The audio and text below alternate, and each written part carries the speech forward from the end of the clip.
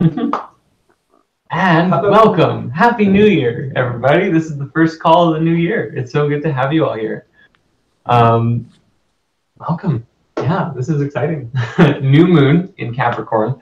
Our lovely Drea wrote an article on our site actually about what that means, about like kind of setting your sights for the future and planning and structure. Capricorn is an earth sign, if I'm not mistaken.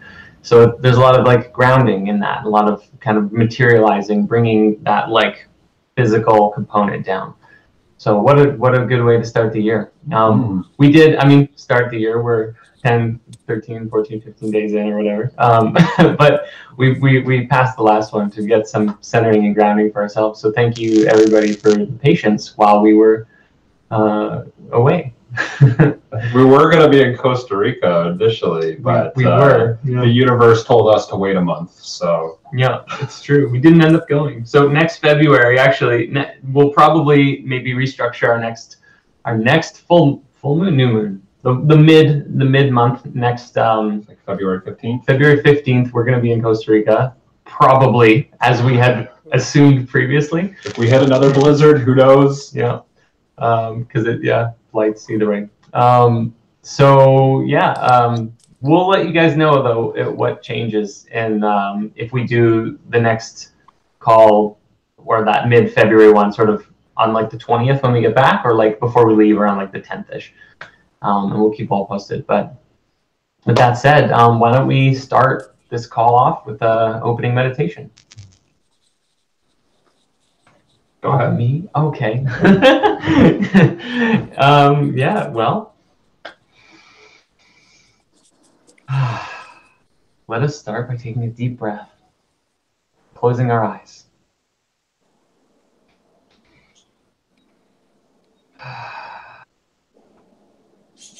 Now keep that focus on the breath, and with every breath, go deeper and calmer,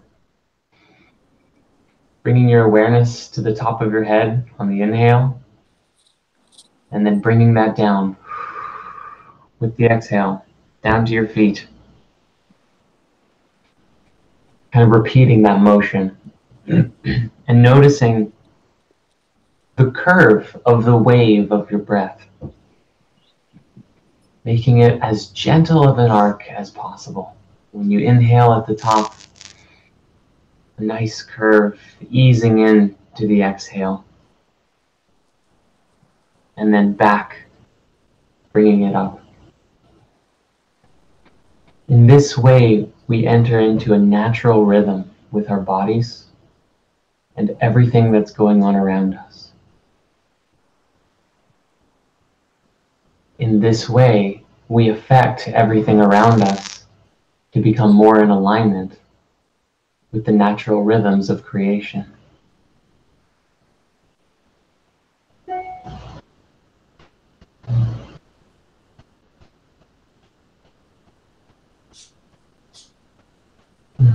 Allow yourself to feel through your body any tension, tightness, maybe in your belly, maybe in your jaw, maybe even in your head, in your brain muscle, if there's tension there. But just let it go and create a space of peace so that these parts of you can relax.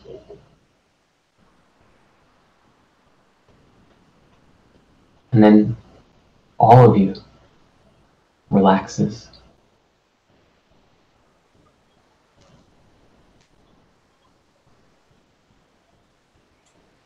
Allow yourself to remember what it feels like in this space, so that you can bring yourself back here anytime you need to. Because it is from here that we are the most active creators. It is from here that we are the most purposeful in our creations. It is from here that we are the most clear.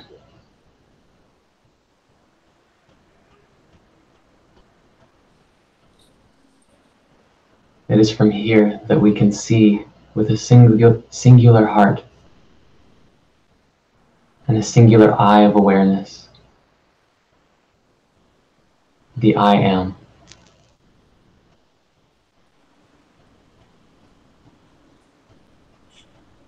And with that, simply remain here. And then open your eyes when you are ready. And then continue your day from a place of pure clarity, love, and compassion for everything around you and all of life. Namaste.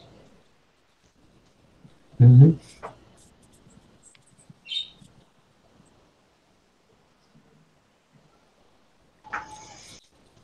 Thanks, Jordan. You're very welcome. Thank you. You're very welcome.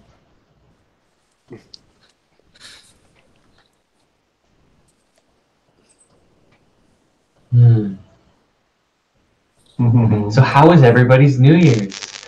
Some good thumbs up there coming from those little pictures. Any stories that anybody wants to share right off the bat? My New Year was the fact that the love of my life has actually decided to surprise me with a visit, which is nice, given that we are quite a distance apart.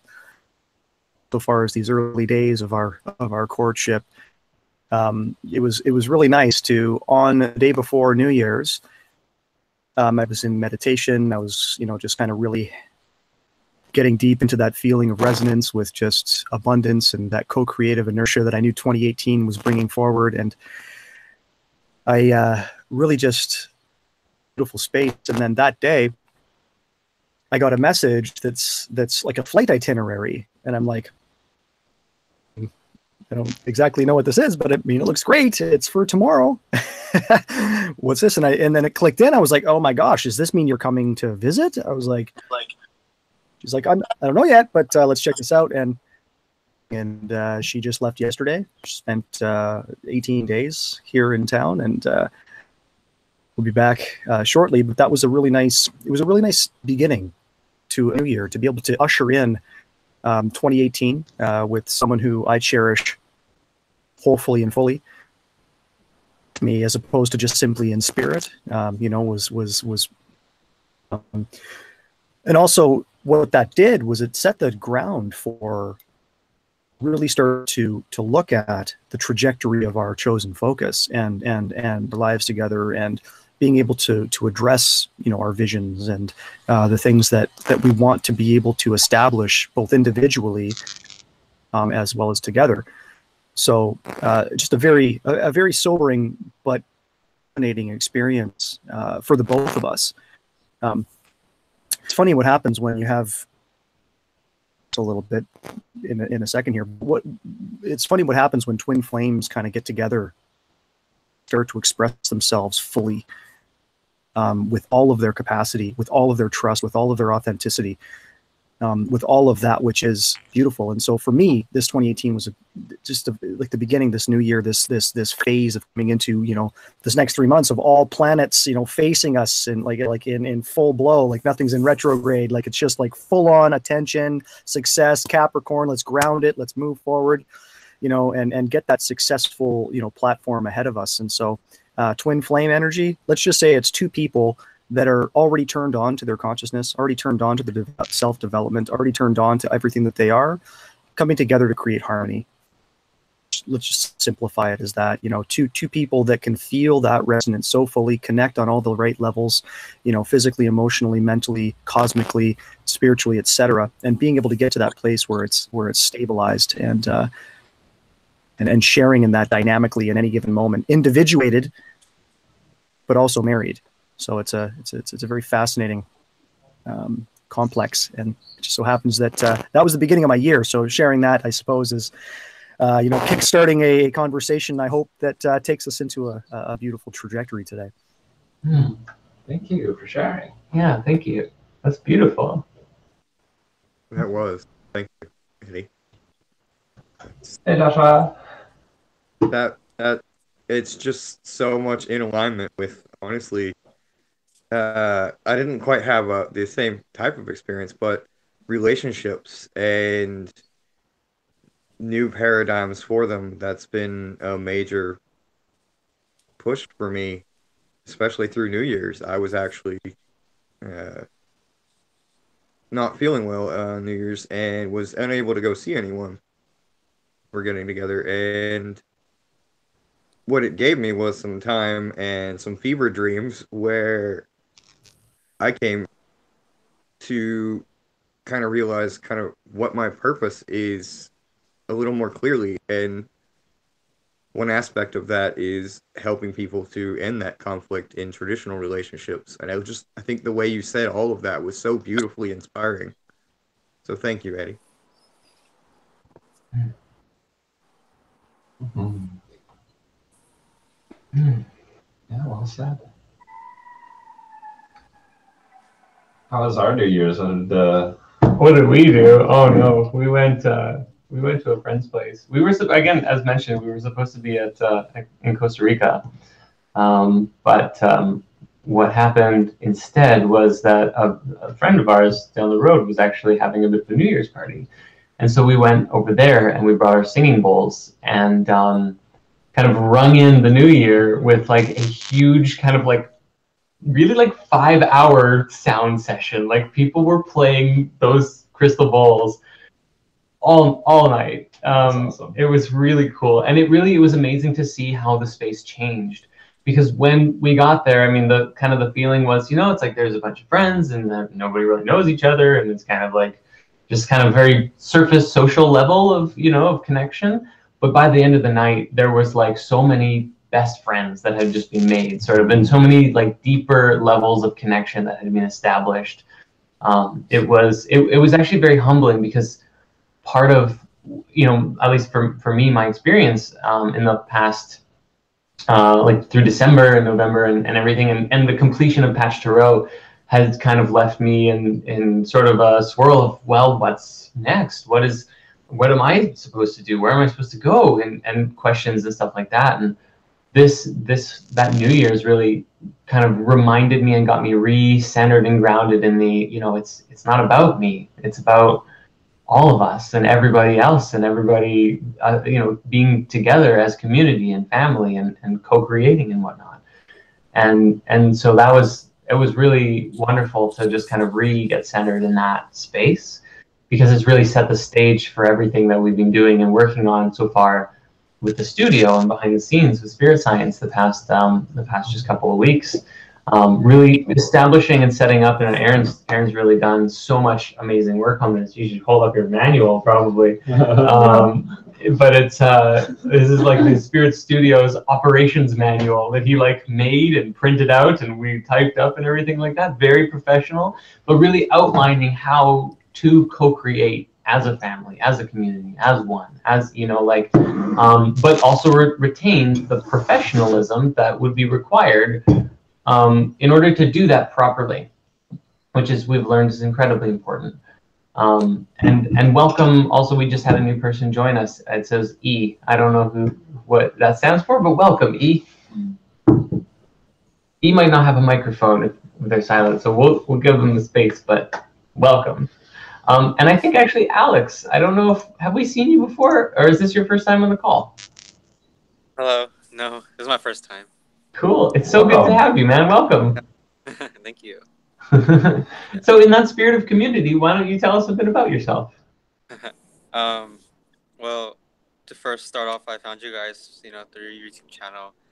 The past year in 2017 was a really big change in my life, and I feel like you guys were able to help me, guide me, and give me the tools I need to really find that self peace within myself, and and really accept others and basically myself, and right now I'm kind of in this huge transition as well, and I'm from Arizona, and I'm currently in Los Angeles trying to pursue my career as an artist, as a dancer, as a filmmaker, as a photographer, and everything, and just meeting new people, connecting with new people, and that's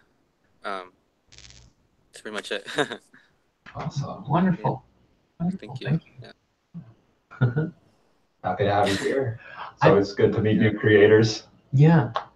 I'm happy you Yeah. brought that up too, of kind of pursuing your dreams and setting, kind of that, like all the different things that you do, dancer and filmmaker, photographer, and, like Yeah. it's beautiful. And it reminded me a little bit of some correlations here. The new moon is in Capricorn. And I'm actually thinking of in well, not just Patch Tarot, in Tarot in general, Capricorn. It's very interesting, actually, because Capricorn in the Tarot relates with the card called the Devil. But what's interesting is, when you learn about that card, obviously that's the one that always scares everybody, right? But when you learn about it, you're like, what is happening here? And one of the biggest things that you can learn about this is because it's through the Hebrew letters and the creative forces.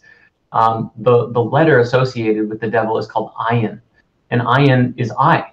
And it really speaks to your focus and like, where do you set your sights? And that's sort of what the topic of today's call is on, right? It's like planning and creating the future, because you can say, I want to go and create this magical life for myself, and this is the focus that I want to go with, right? And that's a beautiful thing to set your sights on. And similar to the nature of Capricorn, the mountain goat, also the water goat, but the mountain goat, really, that's like constantly climbing, reaching to higher and higher heights, wants to go to the highest plateau that it possibly can. And that's sort of that nature of what this card and what Ayin, that letter, also represents, is that you can set your focus on anything, and you could, become tempted, which is the also a characteristic of that Devil card, is like the temptation. You can be tempted by all of the illustrious, sensual, physical desires of the world, or you can really tap in to become tempted by the will of the heart and the will within, right? That higher purpose that's coming through you, and in that you actually you I guess sort of integrate the Devil, if you will. That what is being called the Devil, Transcend right? your temptations. Transcend your temptation. Exactly. Yeah. Thank you. But again, thank you for bringing that up, because it's that card specifically. Sorry, I have to like mute this thing. There we go. That card specifically is always one of the ones that always like scares the most people away from tarot, because they're like, it has a devil and I don't want to touch it.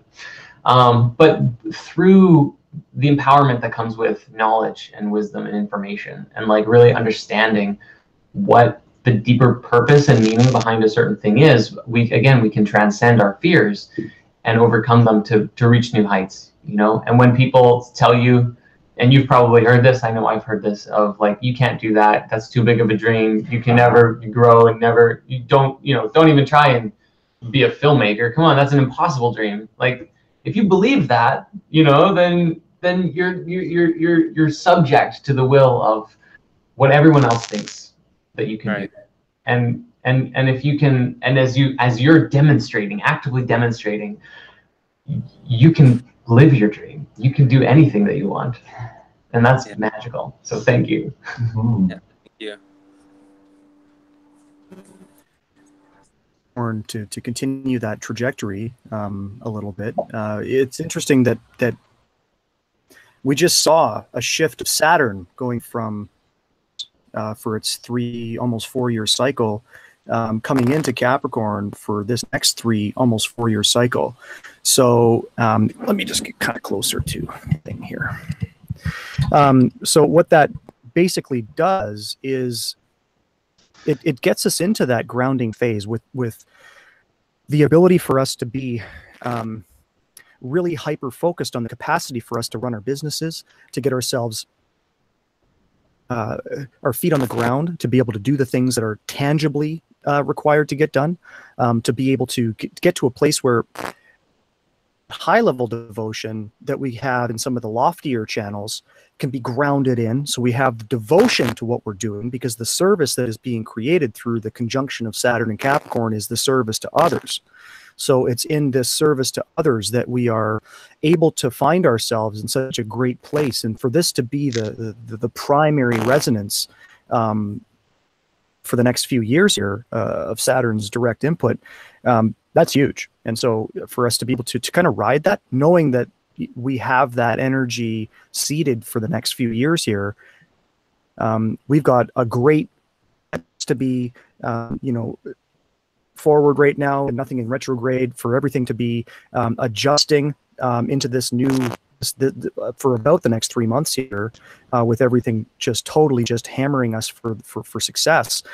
It's really, this new moon it's really good that it's in Capricorn, because spiritually centered already, we've been doing this work for so long, and one of the challenges for most spiritually centered individuals is success in the world.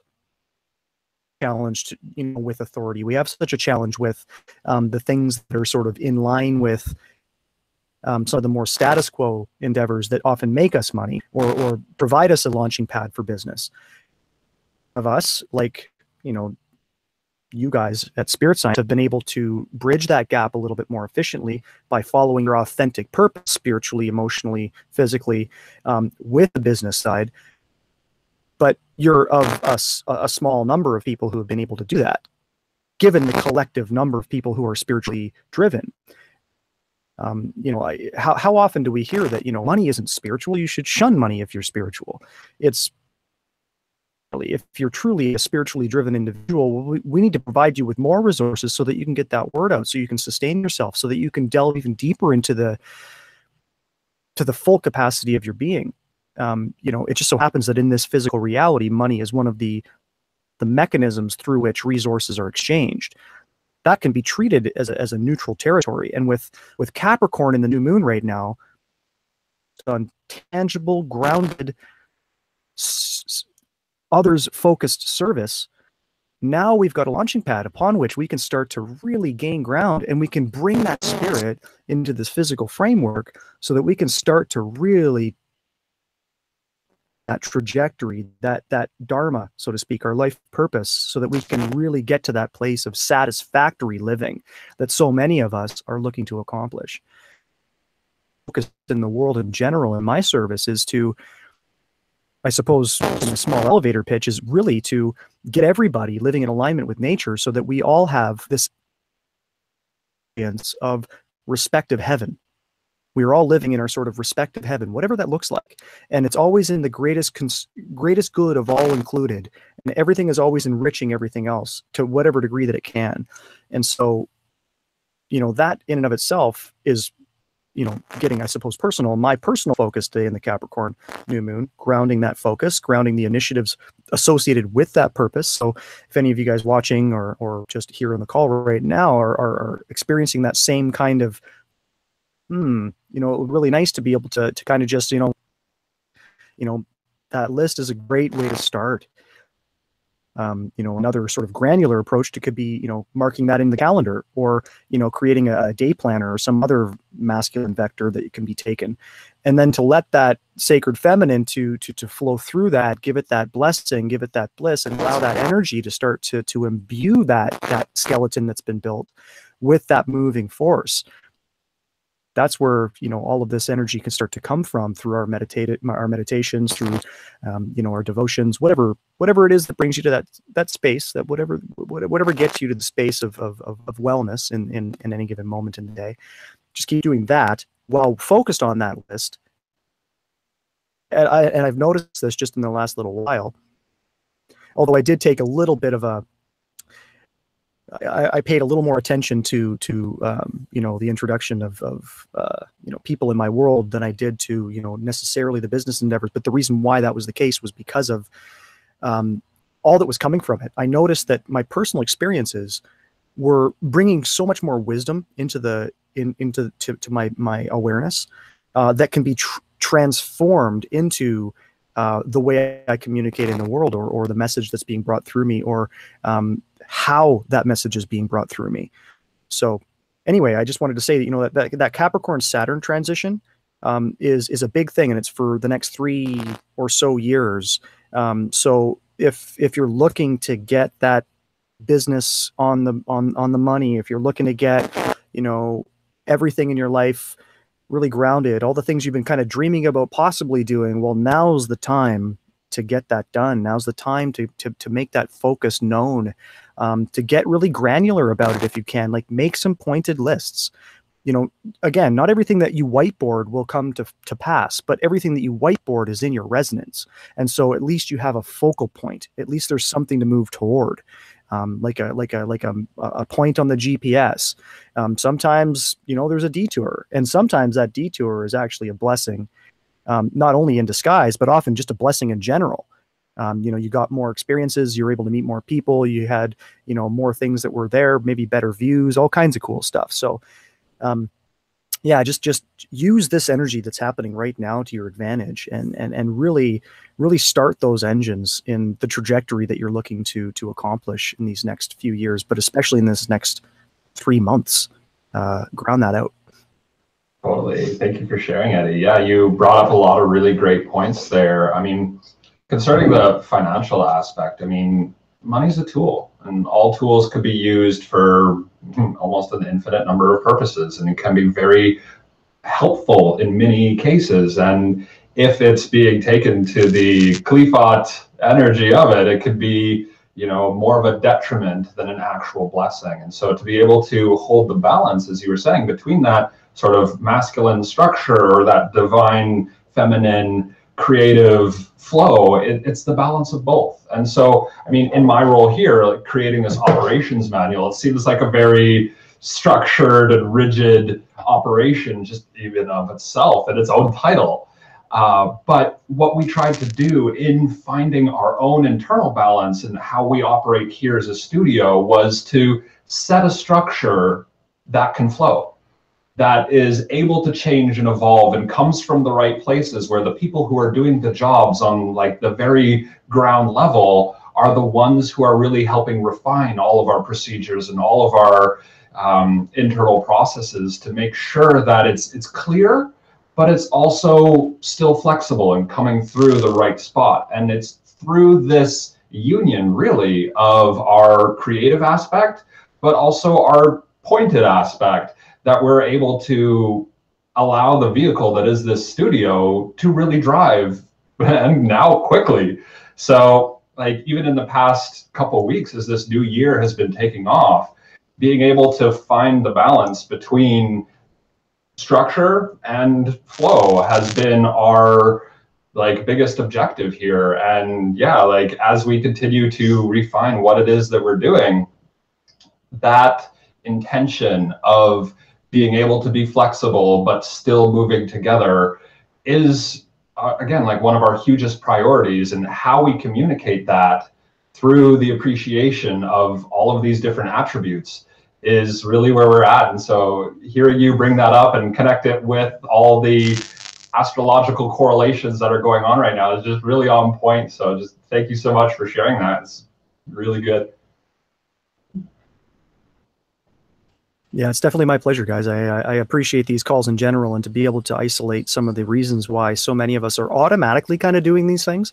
It's funny that before I started to think about and see that this was actually part of our chart, just our collective chart, that is, it was interesting that I was already making the moves. It's interesting that you guys were already making the moves. Like you were already building an operations manual, you know, like that couldn't get more Capricorn than that. Literally feet on the ground. So it's pretty cool that just started to live through you by default. So kudos to you. Yeah. Couldn't call ourselves like Spirit Studios if we weren't allowing our trajectory to be controlled by that same unified spirit. And so, yeah, I mean, it's going through the collective consciousness. So for us to be good stewards of that energy is, again, goes to that whole purpose of why we're here, what we're here to do. And for me, that's it. On that topic, is there anybody else, whether Austin or Philip or Alex or Joshua, sorry, yeah, that wants to has anything to add on that same sort of topic? I guess I could touch on the idea of flow versus structure and how they can work together. It's interesting when you think about how, I mean, one of the main things that I've kind of been trying to really resonate for a long time now is this idea of like oneness and multiplicity coexisting. and how we're all different perspectives, but and at the same time we're one single I am, as you mentioned in the beginning, Jordan.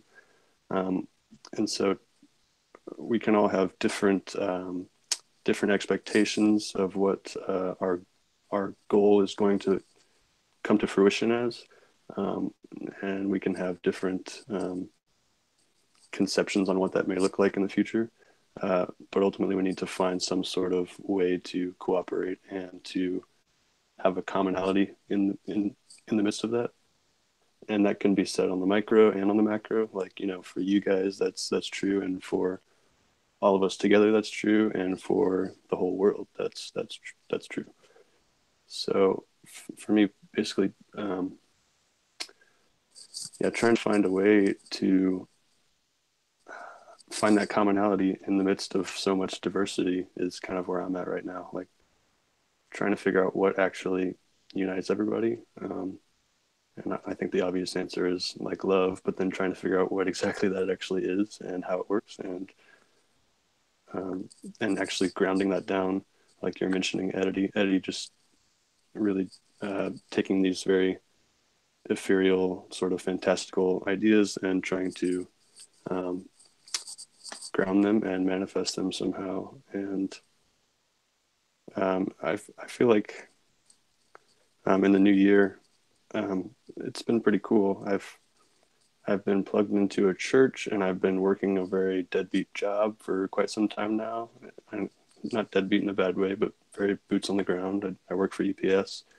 And so I've kind of been just living like a very mundane, very basic kind of life, but at the same time, it's very cool and fun and exciting.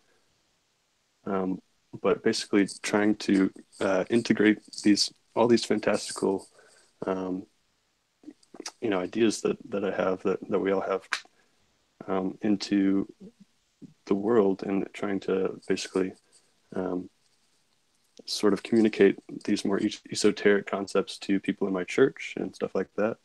And it's been cool because I connected with a girl recently in the past few months at my church, and we've just really resonated quite a bit. And actually, Nassim Haramein came to Austin, and I actually was going to go by myself, and this was in like mid-December.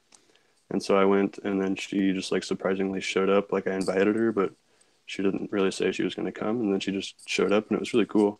And since then we've just been like ping-ponging back like really cool spiritual ideas. And so that's been really great, because for me, it's like I'm kind of just like a closed box. Like, I just live inside my head, and I'm trying to like make stuff happen with my imagination, right? But actually having somebody to communicate these things with is a huge difference, and that's kind of my grounding. And I think the second part to that would be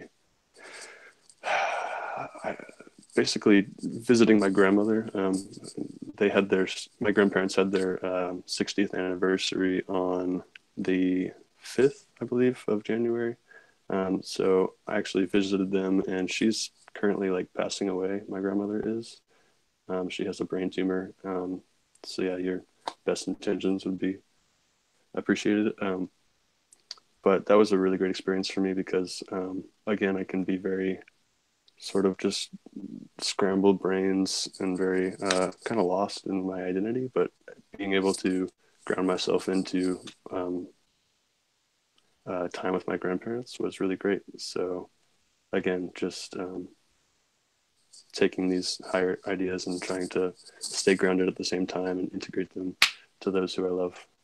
And so it's been pretty cool, especially meeting Nassim Haramein. That was pretty awesome. So yeah, I'll turn it back over to you guys. I'm full of envy. I mean, not like anything bad, but seriously, you got to meet Nassim Haramein. That's awesome. Yeah, it was pretty mind blowing. Yeah, just being able to sit. It was like 60 people in a room, and really listening to what he had to say on a personal level was pretty cool.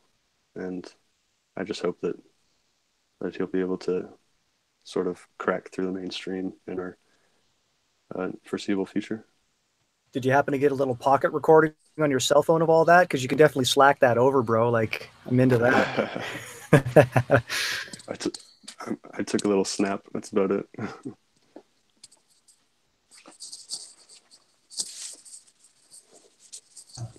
Thank you for sharing, and all the love for your grandparents there as they're going through a transition. Wish her all the best. Mm-hmm. Thanks. I just want to ask if you possibly have your microphone working, if you want to pop in and say hi. And we love you no matter what. Either way, it's good to have your presence. Yeah. Cool. Yeah. Where do we go from here? Well, Can I just say that I just received your... So I just received, like, you guys have created a massive set of services that, you know, over the years we've all in some way, shape, or form taken advantage of. Me, I started out with your spirit science vids. They were literally the things that made me smile during any given day, especially given the heaviness of the topics that you created or that you tapped into. And with the advent of the last year of your life being devoted to almost exclusively to providing us with this brand new thing that you've done, which is this patch tarot deck and the accompanying gigantic resource of a book that comes with that, I got to say, I received mine and I didn't know what to expect. I was just like, you know, hey, you know, I just got to support the crew here and see what happens. But when I got them in my hands, I realized the quality that had gone into this. Looking at those illustrations in detail, reading the book and how much you've put into the definitions of what's going on there, it really just it showed me how deep your devotion really is to this particular platform, and just how much work you're willing to put into helping to elevate the world. So when I got the deck, I started flipping through it, and you know, I was pleasantly pleased. I did a personal poll to set the tone for my usage of the deck, but also of the coming year, and it ended up being not only an astonishing card to begin with, but it ended up being one of the only cards in the world I could have pulled from your deck, which was the All. So it's one of your God cards. It's one of the only, you literally don't have, no one else has those cards. It's one of the 4 unique cards of your deck. If anyone else does have those cards, I don't know what they are or where they are, but you definitely have them.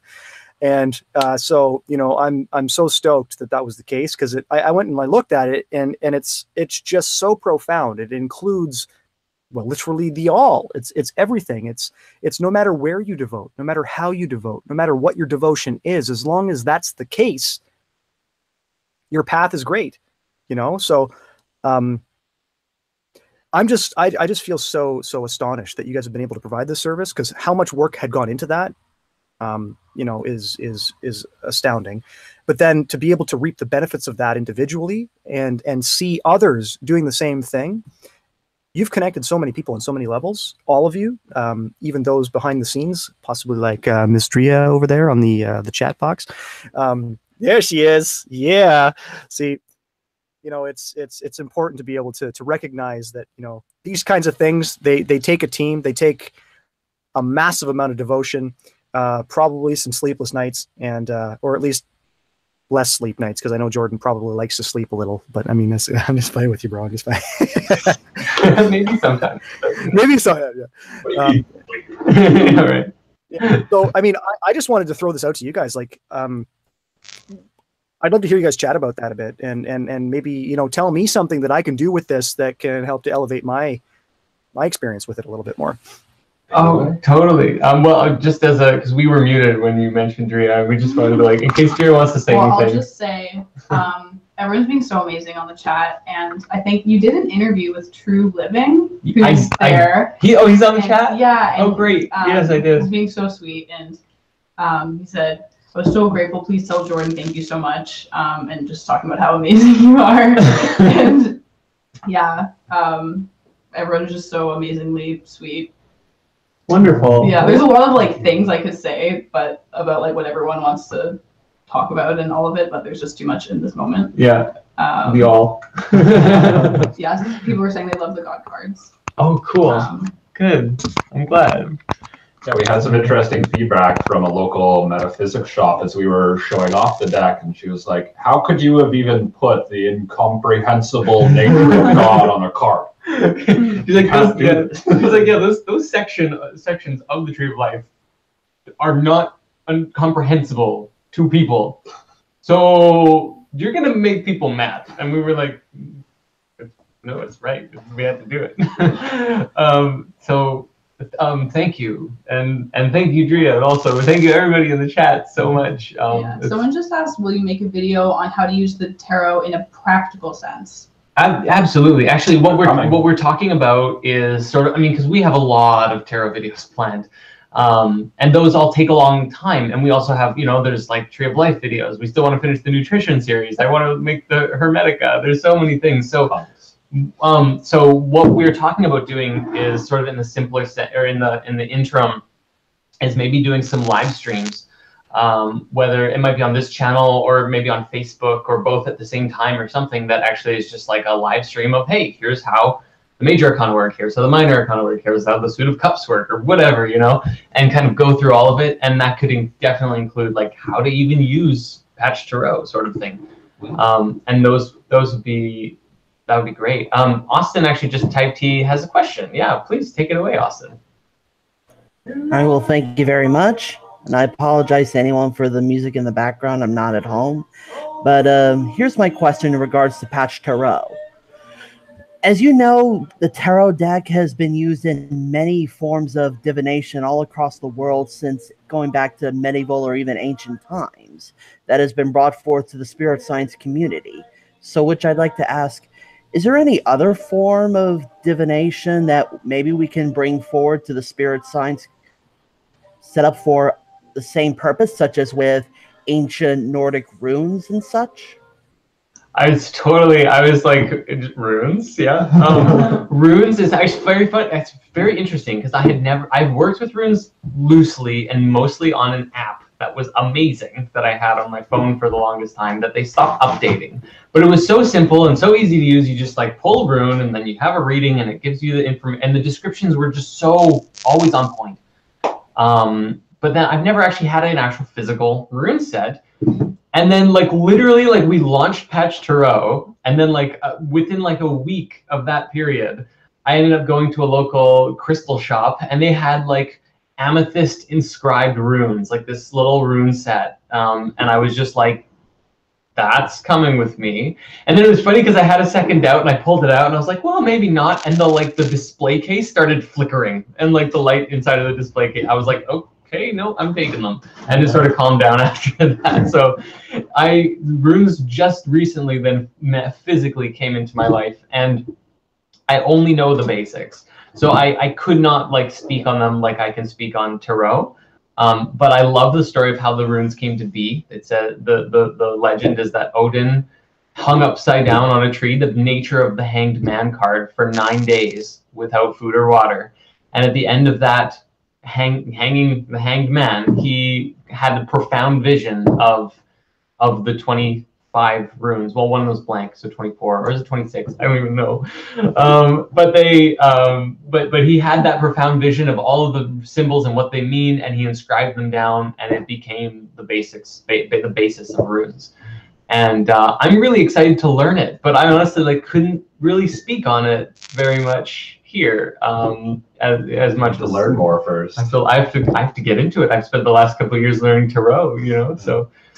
I have an answer to that question though, of what other modalities of divination, and the one that I'm sort of most familiar with would be sort of a self-observation of your body as a divination tool. Yeah. As you feel given physical sensations, which body part it is, and if you have it internally, it could be pertaining to, we'll say, a chakra. And as you're able to tap into your own body as a channel to communicate with the universe, you can start almost like pulling energetic cards from, it's like, ooh, I just had a thought go through me. Where did that thought come from? How can I tap into this a little bit more? And ourselves are intimately connected with the universe. And so by being able to really channel that spirit through you, you can start getting all kinds of information. And just extension of that is Mahajriya calls this projection, or almost like the inverse of that, of watching what the universe is saying. As you see a bird go by, that bird has a symbolic meaning that you could extrapolate information from, or the environment that you're in, the conversations that are happening around you. It's as if every single word or every experience, every sight, every sensation was put there for you. And once we can start to really tap into that, we can start to translate what our universal experience is supposed to be and really learn from those experiences. And so just eyes open to what is the universe trying to communicate to me at every given moment is probably one of the most intense, but also almost simplest divination tools you could ever get, because you don't need to buy anything. You just got to start paying attention to maybe that conversation I just walked by and heard a couple words from had something to teach me, or, you know, like, why is this traffic light doing what it's supposed, you know, like all those little things, dude. There's a lesson in it. So just trying to decipher those things is a very fun process. So yeah. Thank you. Yeah. Like feelings in the body, like muscle testing, you know, just like really the basic, like kind of like if you go like that and it's like, show me yes. Okay, that's closed. Show me no. Okay, well, you know, so then it's like kind of the weakening of the, it's like passing it through.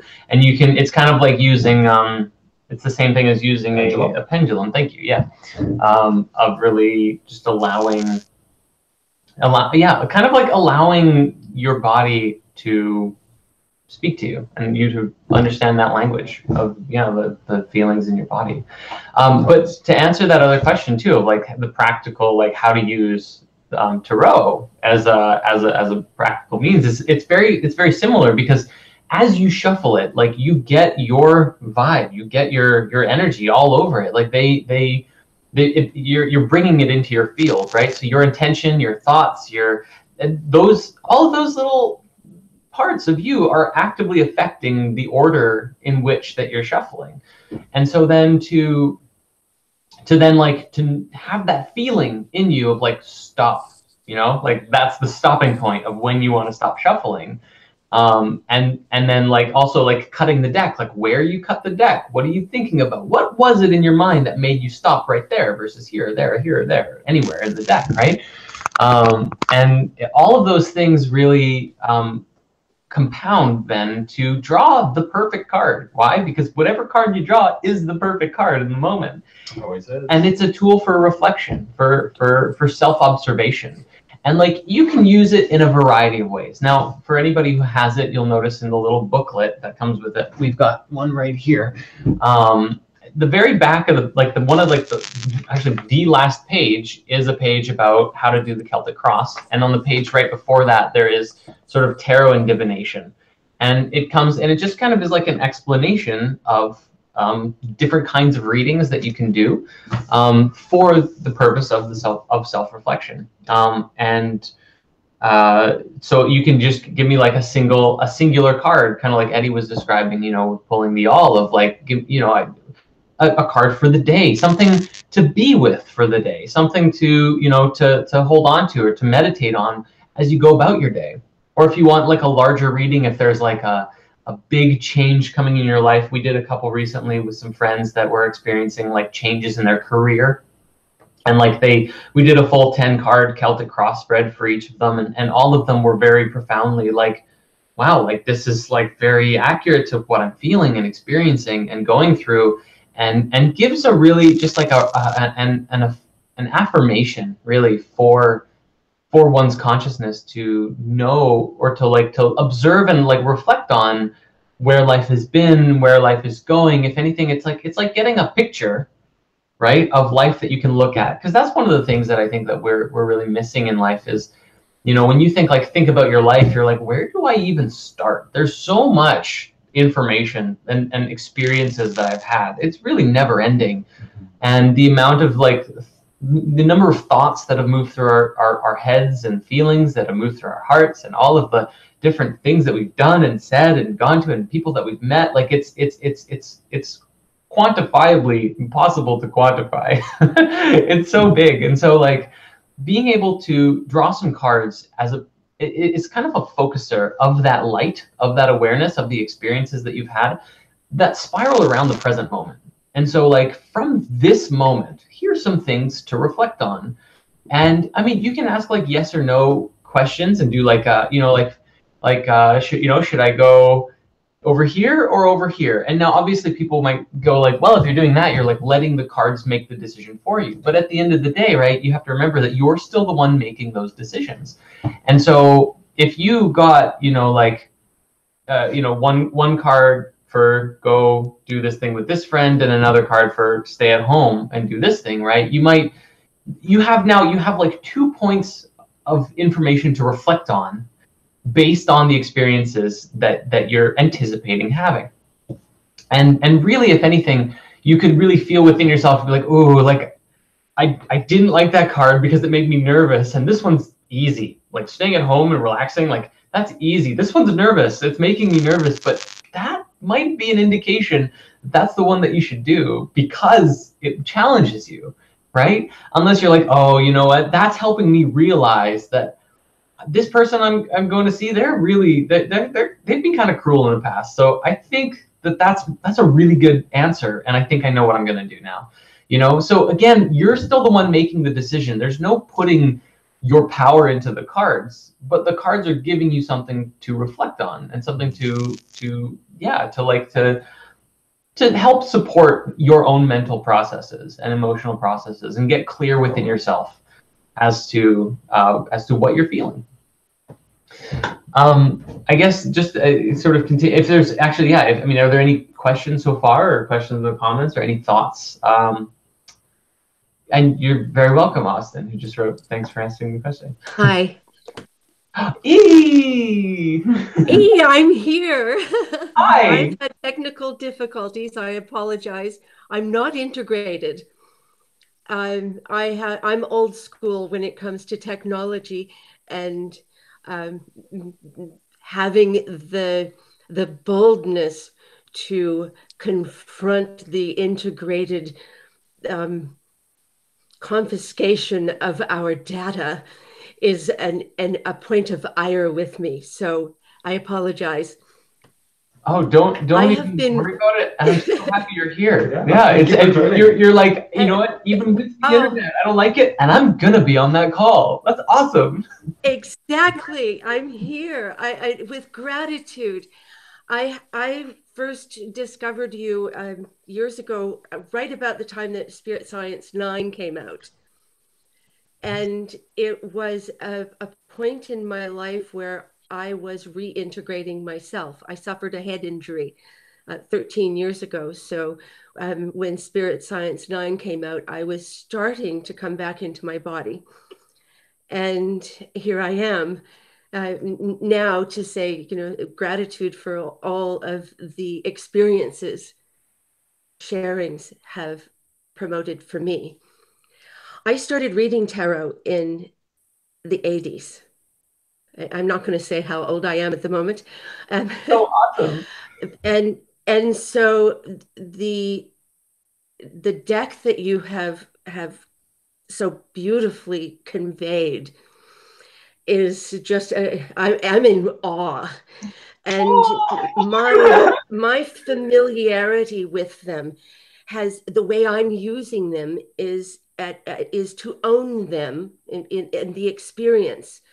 And the hermetic understanding is so priceless and precious to me that I have been, since right around the holidays, started laying out the cards in order, starting with the Fool.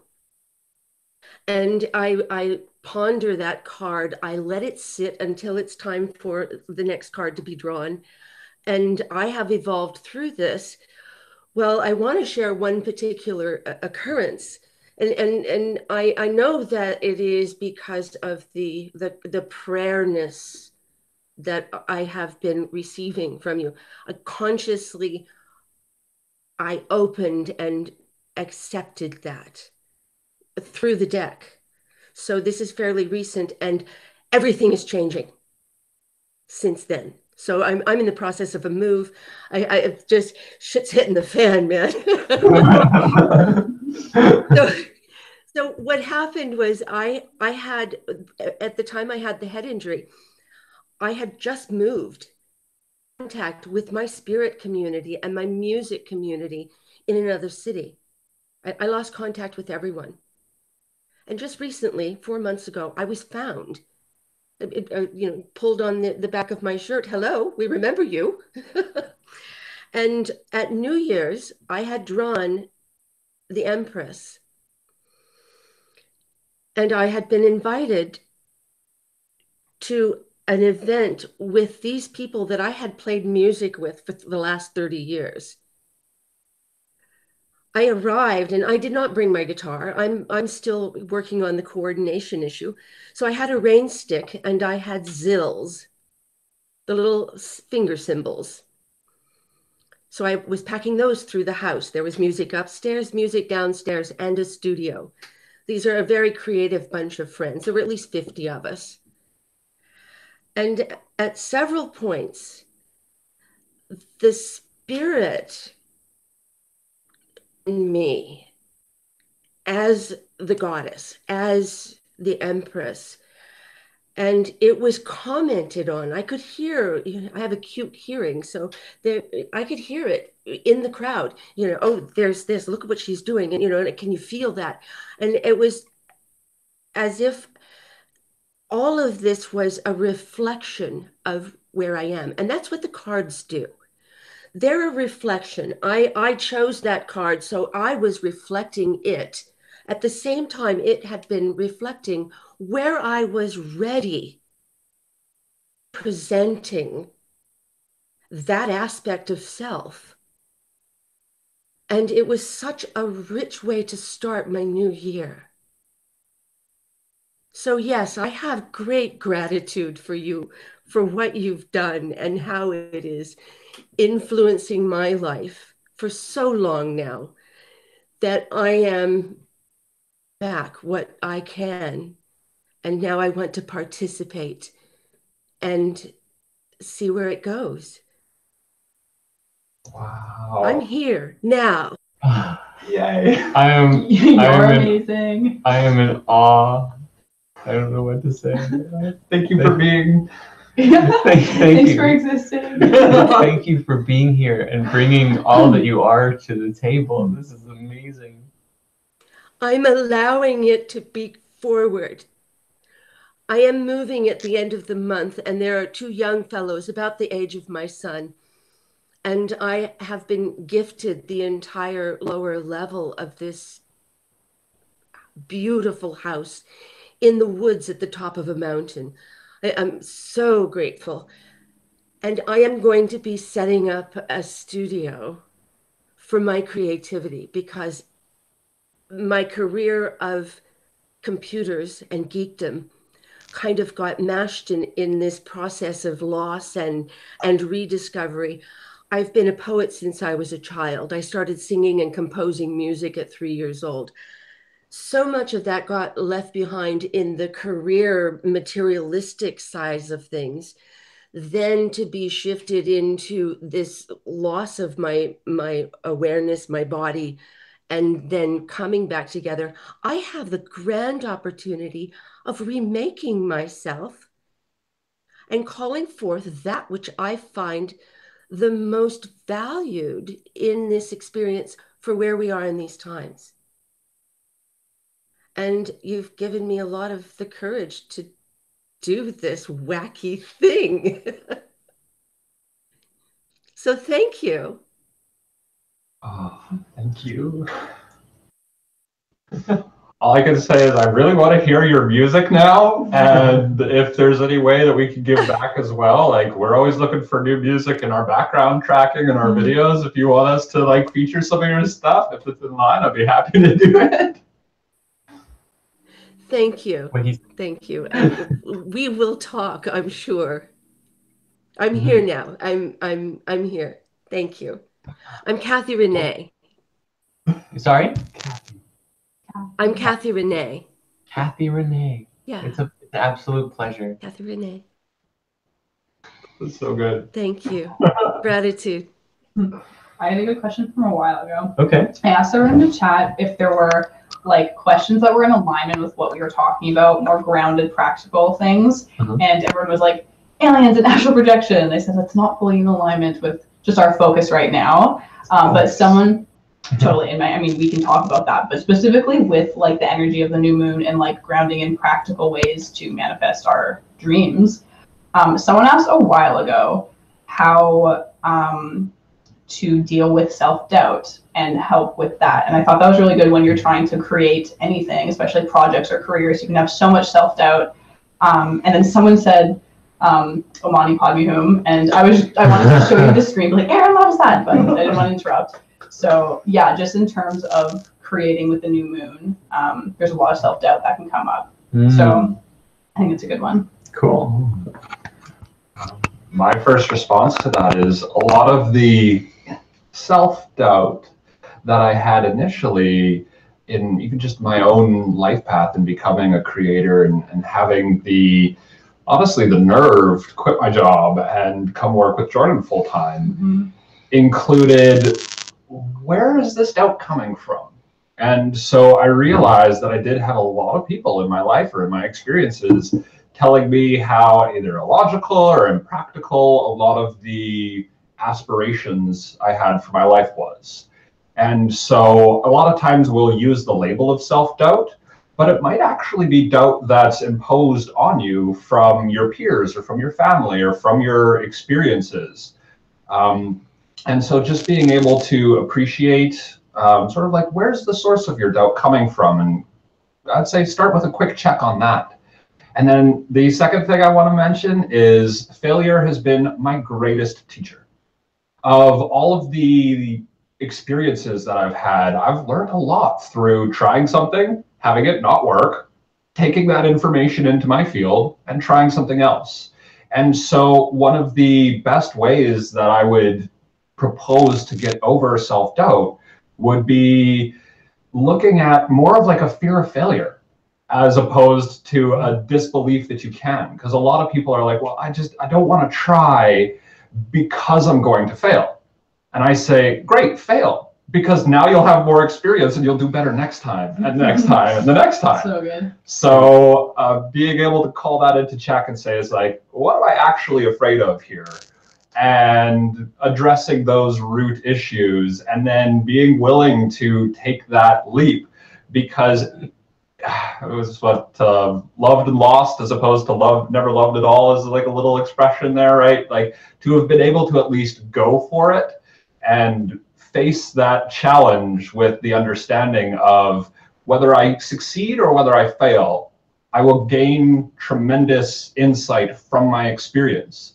And if I'm gaining insight from my experience, whether that's a success or a failure, it's actually still a positive experience now because I've learned and grown from it. Awesome. That was really good.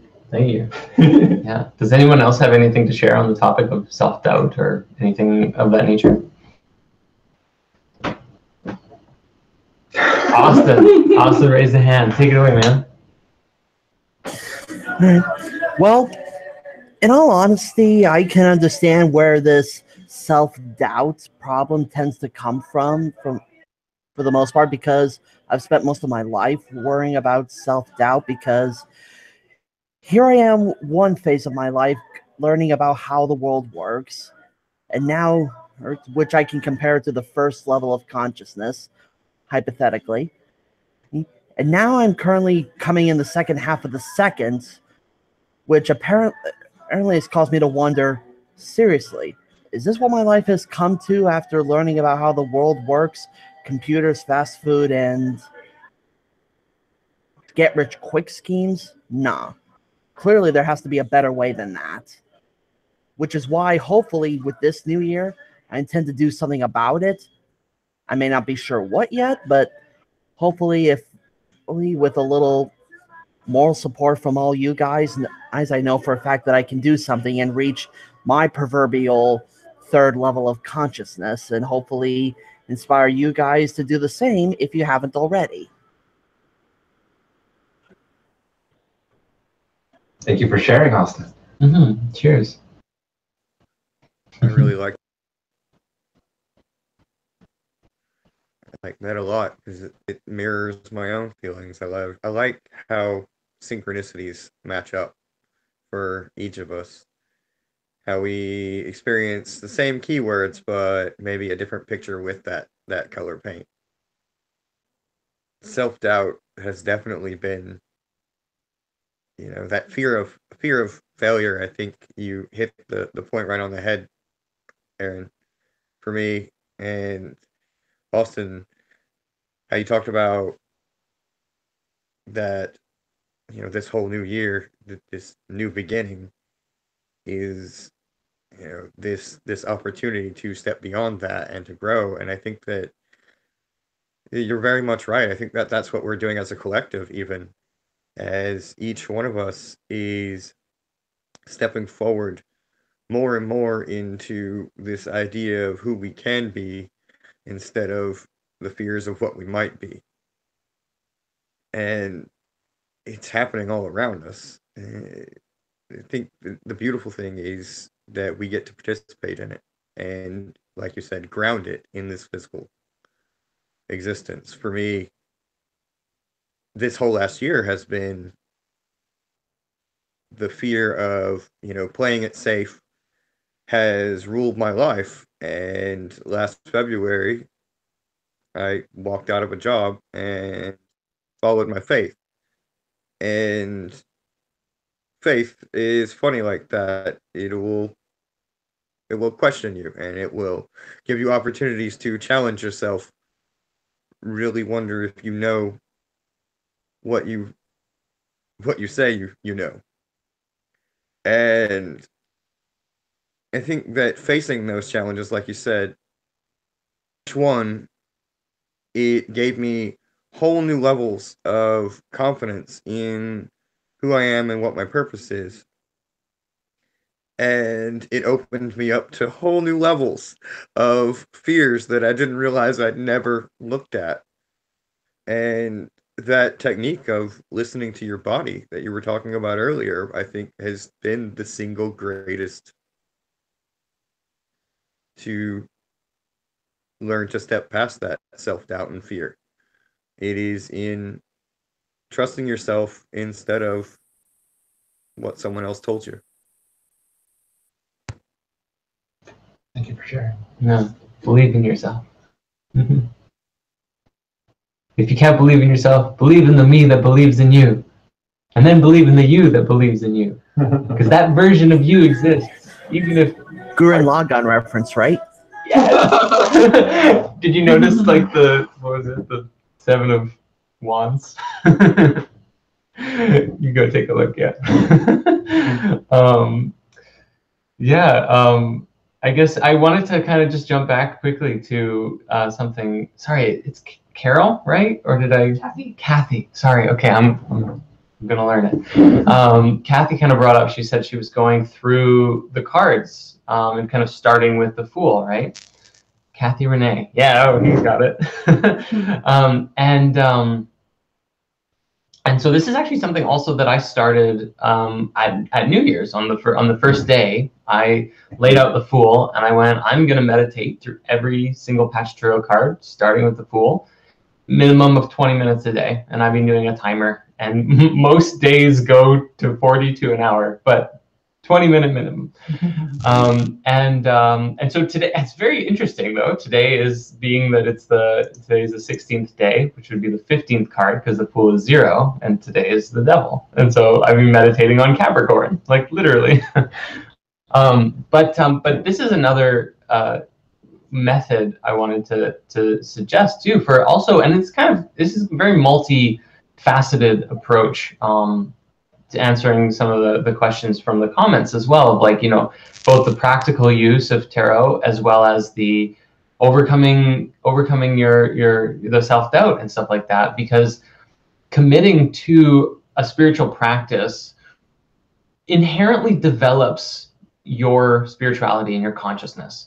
And so you might find that through meditating through the sequence, these different archetypes forming an image in your mind, in your consciousness, you uncover these things, kind of like Joshua was just talking about, of like uncovering things that need to be addressed or looked at. Like, oh, well, this is why I'm afraid of doing, or this is why I'm doubting myself. This is why I'm stopping myself. And the tarot really provides the opportunity to do that. We have 2 Eddies now. Oh, the other one froze? Okay. Either way, welcome back. Or hello, double Eddie.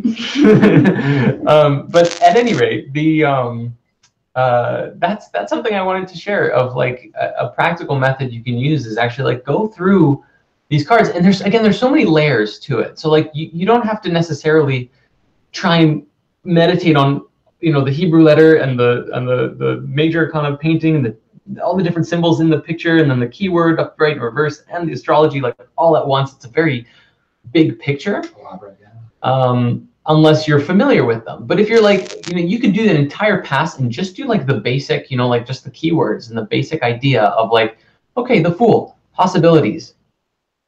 And you just meditate on like literally like the concept of infinite possibilities. And the next day, like impulsive life, and then you go into that and every day going through it. And then the more familiar you get with it, you're like, okay, possibilities, Aleph, the element of air, butterfly, white rose, a dove, a dog or a cat, kind of this like spirit animal. Like you have all of these different symbols that you can integrate into your meditations. And every time that you add another layer, it's just really adding a layer to that which is within you, and you exploring the layers inside of you.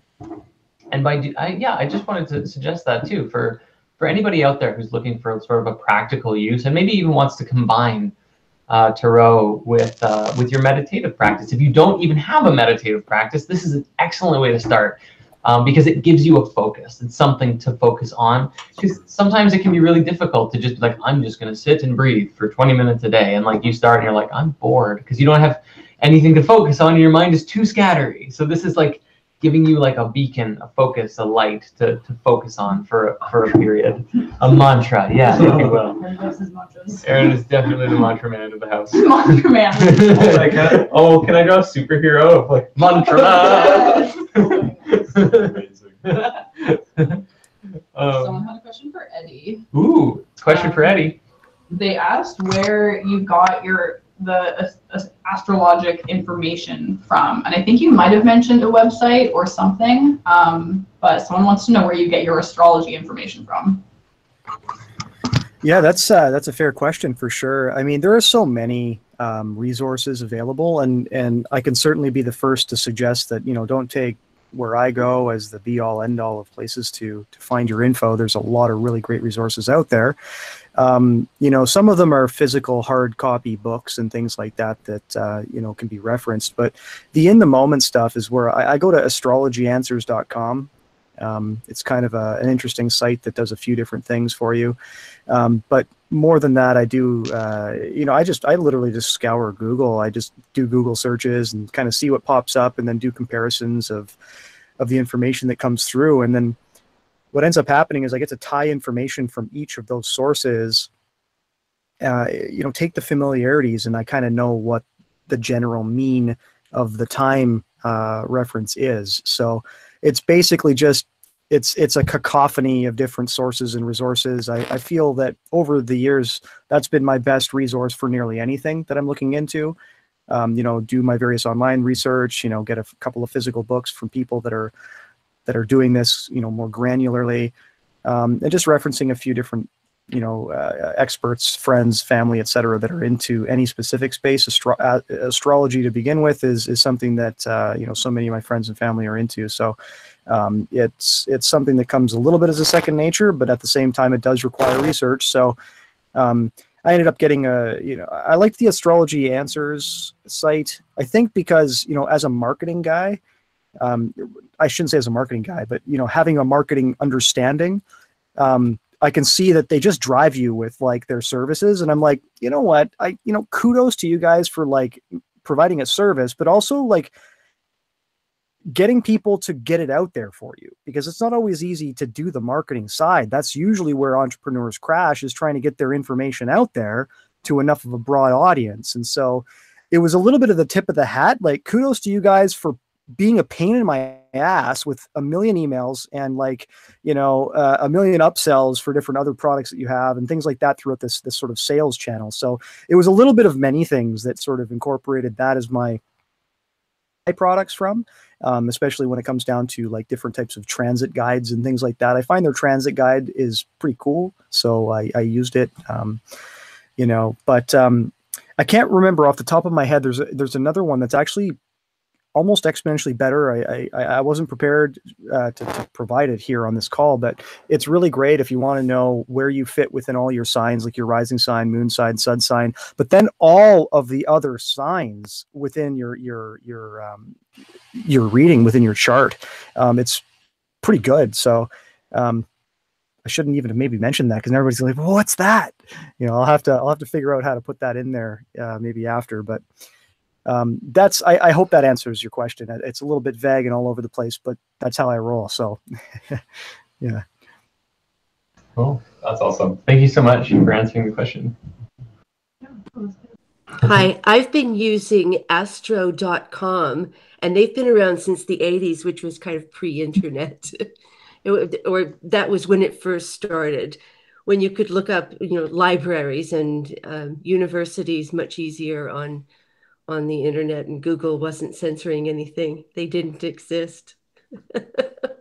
So astro.com, they have the different readings, like this sidereal and the placidus, and they let you do a chart, so you get the visual. There's an interactive, and those are a lot of their free products. They also promote their astrologers. I don't know how much bells and whistles for advertising they have. I use an ad blocker, so yeah, I don't have that reality in my world. So yeah, astro.com has been very helpful for me over the decades.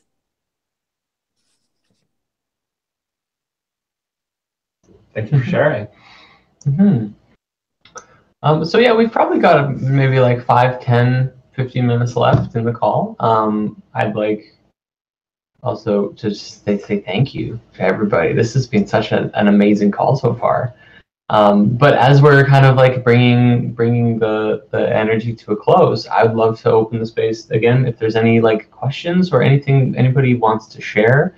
Or if you want to hear, me ramble about tarot or whatever, whatever flows.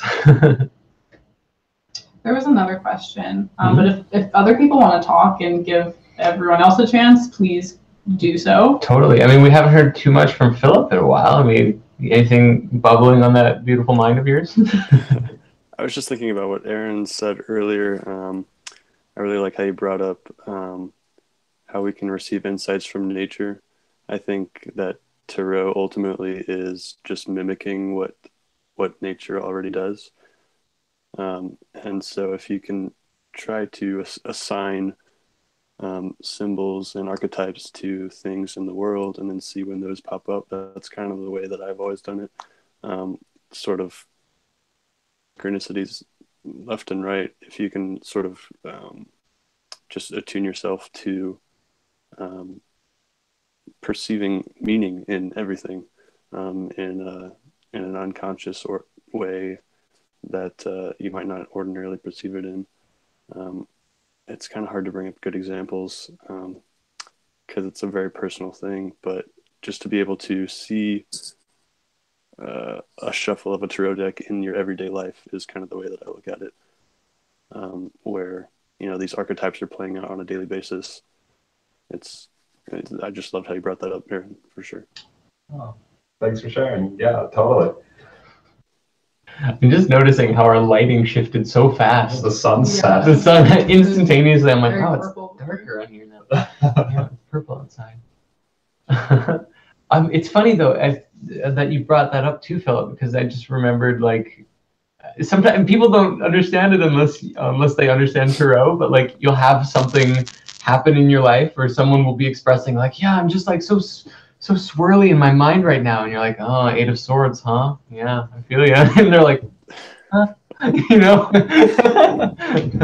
But it is like, it's that archetype that matches with all the different life experiences. It's just so fitting. And so we just had a quick Internal meeting. A half a second internal meeting, and we wanted to say for anybody watching, because you're clearly like devoted to watching and listening and absorbing and everything like that. Far. You've made it this far. We wanted to throw out a little coupon code for Patch Tarot. It's Tarot Save, just all one word with the S on Save is capital, and that's a 10% off on any Patch Tarot thing. I think it works for the book, the standalone deck, or the bundle by itself, or the bundle altogether. Yeah. And anybody who's watching who doesn't have Patch Tarot, if you want Patch Tarot, you can use that coupon code. And Tarot Save. Tarot Save. You put that towards getting a deck, either for yourself or for someone else, if you think you know someone who would who treasure the gift. I want to say really quick, someone had a great idea. They just said pull a card, and I was like, yeah, let's pull a card for the energy of this call. Right there. Dude, we have a brand new deck. This is actually it's never been shuffled. We just ordered a test deck for our next order, actually, from the printers. Just tweaking a few minor things that like no one would notice. There's a dot on the Seven of Cups. It's impossible to see, but I see it. Yeah. But yeah, you can go looking for it now, because all of your decks, if you have them, would have it on there. But we like fixed that and a few other little duplicate stars of the Five of Cups. No, Five of Cups. You're right. Yeah, but that one you can only see it on the digital version. But we like fixed it for either way. Brand new deck, never been shuffled. So shuffling it now, and we'll draw a card. Everyone's like, you ruined the Seven of Cups for me. No, it's authentic, original version. It's supposed to be there. It's helping you find that little spot, to the right focal point to go to. It's intentional. Hold on. Okay. That's how you know it's a good shuffle. It makes a lot of noise. Okay. You want to do the honors? Sure. Okay. I would recommend cutting it. I shall. And then we'll see what we get. I'll keep it face down for extra. Well, Just show it to the camera. Just show it to the camera. Yeah. Oh, that's a great one. That's really good. Okay. I was hoping it would be like cruelty or something. Cruelty, like ooh. Okay, yeah. So this is Resurrection. This is one of the renamed cards, also that doesn't exist in other decks in the same way. In other decks, it's normally called Temperance. In the Thoth deck, it's called Art. And we called it Resurrection because it comes right after Death and the Hanged Man. And you've kind of got the hanging, the death, and the resurrection. It just fit perfectly. Spirit, actually, that was one of the ones. If you have the Book of Patch, you can read the personal notes about this card. It's pretty funny. Like there's a lot to it, but there's a story about how it's got its name, and it's kind of long. Sure. But this card the keyword is evolution, and the idea is after you have this death experience, the death is like the breakdown, the transition, everything is just like you're letting go of the ego and the old awareness, and the resurrection is now like you're the soul, and here's all of the components of you that was just broken down, that used to be an image of you or your identity, which are now just sort of floating around you. And the resurrection is the recreation, the act of transmutation and fusion of these opposite or opposing energies into something new. And so there's like a bunch of, you'll notice on this card, there's like the water and the fire have become, like, if we can get it focused, is the water and fire have been, I just wanted to focus. Did it work? No, it's really blurry on my end here. It's trying. It's trying to focus on me. There we go. Okay, so water and fire pouring out of the cups are like fusing together in the ground. This is one of the only places you'll find water and fire actually fusing harmoniously together, as sort of an image of creation and how creation comes to be. By that, because the water and fire is like the masculine and the feminine, and that's what really creates the air and the earth. You'll notice it also in the Queen of Wands is an example of sort of that water and fire fusing together. King of Cups is the opposite of that one. But then there's also like this white lion and a red eagle, which is actually a reference to the Lovers cards, where you have a red lion and a white eagle, and they're both considerably younger looking. And this is now like those previous energies or archetypes have now flipped in their energy. They carry each other's essence because they've become sort of, yeah, like transfused into each other. The king of the air and the king of the earth, sort of having those two characters now coming fully into their own and experiencing like a different perspective of reality. And there's also, as a very small note, there's like a small little spider web at the very top, which if it can ever focus, you might be able to see it, but maybe not. But at any rate, yeah, we usually, like, when our faces are not in it, the camera's like, oh, there's nothing else to focus on. I'm trying. Oh no! Well, at any rate, if it's there, get the cards. You got the coupon. Get the card. There's a spider web, and it's there specifically as a kind of a reminder of the subtle geometric masters of creation, right? Because like everyone has these fears of spiders, and I was like, when this was coming together, I originally saw the symbolism in the Thoth Tarot, kind of along the top of the card, and I'm thinking about it from the perspective of like, they are geometric masters. They create these intricate webs that are very multifunctional, and yet we have such a fear of them because they're scary or whatever, right? But like I mean, they do their thing so beautifully and well. But there is no spider on the card, just the web, because they're also like, it's kind of like the representation of those like invisible, subtle, creative forces that are all around us, that work all around us, weaving the tapestry of life. Everything around us is geometric, and that's sort of also, you know, in the recreation of ourselves, there's like an establishing new geometric form of our identity, right? If you could put your ego as a geometric puzzle, then this resurrection would be like a new spider web of that. Originally, I think we were going back and forth between names on this card, and one of the ones that was going to be, or like it was very close, was alchemy. That was the name. It wasn't close. That was the name. The name was alchemy, and we had a friend, Benoit, who was like, he's been on our calls. He's been on. Oh, yeah, that's right. He's been on our calls. You probably met him if you remember. But he was like, the entire major arcana is the alchemical process, and so alchemy. He's like it's too big of a word for one card. It should, because the entire major arcana should be called alchemy. And this, I was like, no, Benoit, my brain, why? And we had gone through then so many different names, and I was just like, no, nothing was. And then it it was at the end of a fast. It was like a 9-day fast or something like that I did. And then I had just broken the fast, and I was meditating, and it like lightning bolted into my brain as if a message from God saying resurrection. That's the name. and it was like, done. I feel it. I see it. I feel it through me. That's the name. And the funny thing, I mean, everybody was like, awesome, except Benoit, who was like, don't like it. and later on, he was like, I read a description of the word resurrection that made more sense, and I like it now. But it took a couple months.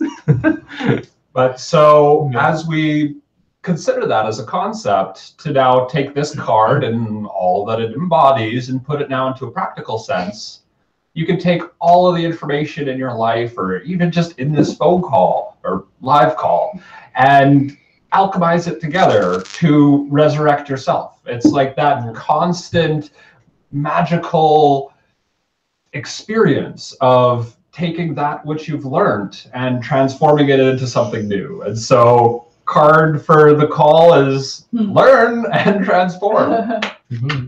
It's funny because this is card 14, the one directly before the devil, which is Capricorn. I just realized too, there's like more information. I'm not going to go into it in crazy detail or anything, but like the bottom of the card also says Samek, the Hebrew character, and Sagittarius. Sagittarius is the philosopher. Spiritual striving is pure philosophy. And then Samek actually means support, and it is a supportive pillar from the Christ consciousness to the part of you, the soul of you that makes your body move, and like that pillar of support. And again, those, I could talk about each of those things for a very long time, and we're gonna just say you can read the book of Patch, because we're it would just be, I mean, we'd be here for 20 more minutes. I want to give a quick shout out. Yeah, shout outs To, first of all, everyone in the chat who is so amazing. But as you were talking about the little dots on a card, this person named Speak Your Own Truth said they were looking at it, and I thought it was funny. And I just wanted to say, every single call I've ever been on or like done the chat for, this person named Speak Your Own Truth is here every single time, probably like every call, probably since the beginning. And I would like you to just give me your first name if possible. So, because I'm always typing Speak Your Own Truth, and she's just super supportive, is always on the call watching, and you're amazing. And she has the deck and everything. So if you're comfortable, tell me your first name, because I'm always typing to you. Have to write Speak Your Own Truth. And thank you, you're amazing. And everyone in the chat, we love all you guys. So you have to watch the chat now. I am. Yeah. Wait, so you said she was looking at the dot. Did she say anything about it? She found it. She found it? I don't know if, let us know if you found it. It's She small. just said I'm looking. It's very small. It's again, it's like white dot? it's a tiny white dot kind of in the middle of the bubbles. And it's like, again, it's such a small, insignificant, like you'd never notice it unless you were like specifically looking, maybe even with a magnifying glass, right? Who said it's an error? Is there She said her name's Summer, and you signed her deck. Was that I know her. Yeah, totally. She's on Facebook. Does she live here? No. She asked me specifically to open her deck before mailing it to her and sign. So I signed the booklet, and So I tried to amazing. sign the box. But it was a little more glossy on the box. It was hard to work. Maybe I'll add you on Facebook, Summer. Yeah, do that. Cool. Summer is really awesome. Oh my goodness. Oh, yeah, good, she's good, she's good. like in our community. Okay, great. Love you, Summer. Thanks. I'm happy you got it, and it's all good. That's great. Cool. No, Eddie. There's Eddie looking for it. You have to unmute yourself. We can't hear you. I very much sorry. Yeah, I'm kind of like I'm curious to see this quote unquote like error, but no, it's The dot. the thing about your cards is that they're so like artistically salivating that I wouldn't be able to focus on a particular dot for much longer than a moment because I'm catching the whole cascade of everything else. So It's super true. Yeah. yeah. We'll let us know if you find it, and whatever. It's a shuffled deck, so I'm not gonna like take. Yeah, maybe I'll do it I noticed that you later. have some of them like reversed, and I was wondering yeah. how people would use them. If people would use them like mixed and matched, or if more people would be more apt to just keep them all the same direction. I never So- do reversals. Even if I pull a reverse card, I just turn it around. That's just how I like resonate with tarot. Yeah, a lot of people do kind of either. And sorry, Eddie, you were saying? I think that what everyone is saying there is true. What I like to do is when I do what Drea is talking about, like I just let the cards shuffle as they are. I'm not too worried about where they land or how they work or whatever. And then if I'm into a reading where I want some direct information about like a life path or a particular archetype that's active in me right now, maybe needs more awareness of expression or etc., then I always make them upward regardless of the pull. Mhm. But what I've noticed though is that because you, Jordan, have done this where you've taken the actual like the Hebrew symbology and allowed that to be part of the reversal, it's almost as if what I'd like to do now, and this is what I would do in previous tarot in other decks, is I'll do a specific shadow reading. And that shadow reading is specifically a reversal card to make me focus on, well, what is it precisely that's going on in your shadow right now that may need a little bit more light, attention, and perhaps just a little bit more activity toward either shedding light upon or allowing to be more active in its it's like the positive shadow. I don't know if that sounds like an oxymoron to you guys, but like shadows are positive things. They block us from the heat of the sun, like it's a good thing to have a shadow. Absolutely. so being able to recognize what's active perhaps is where I use those reversals to gain the wisdom that comes from those shadow properties. So that's how I use a reversal.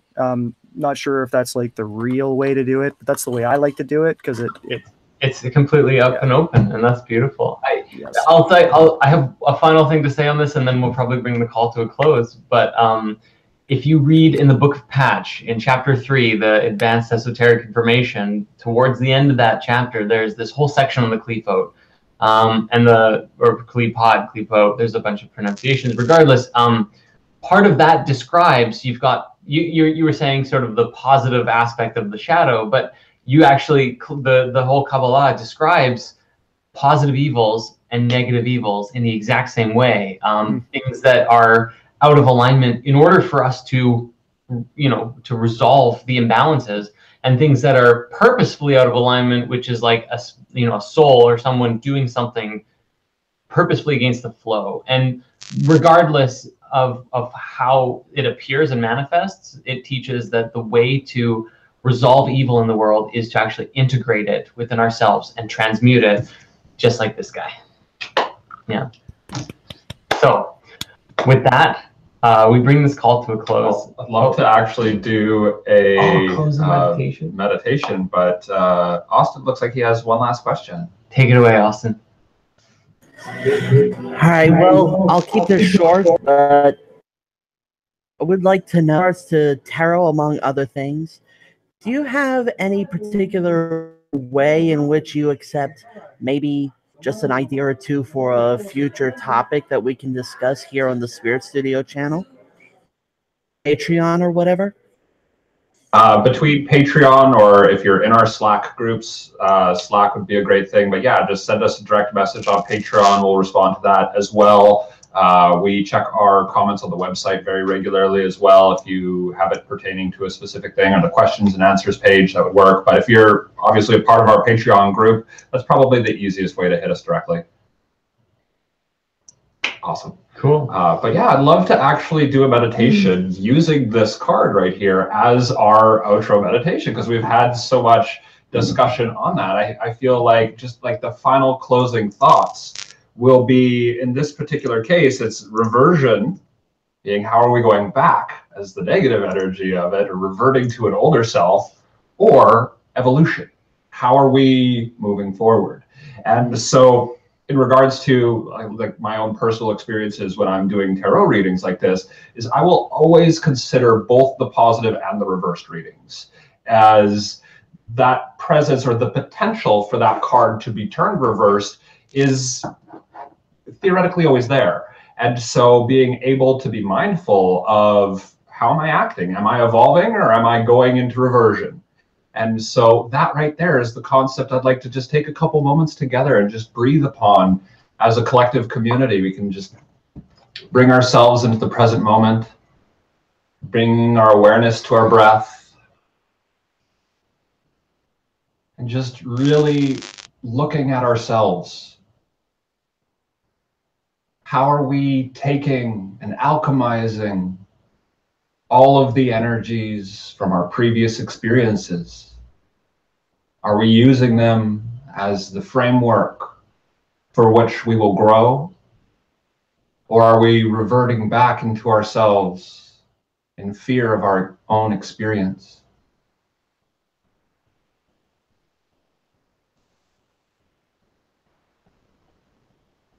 There's a lot of information in every experience. Every single instant, the universe is expanding, pouring through us. So how are we listening? How are we growing? How are we being reborn? Reborn anew from our experience.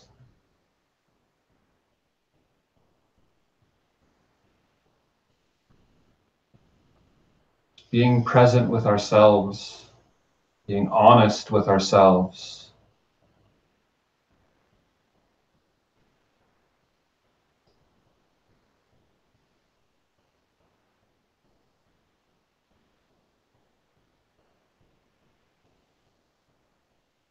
May we be open to the information that is presented to us, and may we evolve from these information, from these experiences, and truly resurrect ourselves every moment in a continual, never-ending evolution, moving closer and closer to harmony with the understanding of Source, God, the light, the truth, the way, the all. So mote it be.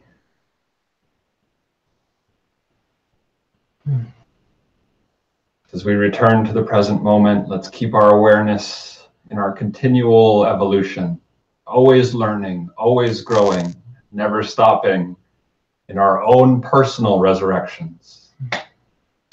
Thank you all for being here. Yeah. All right, everybody. With that, we end the broadcast and we'll see you next time. Bye.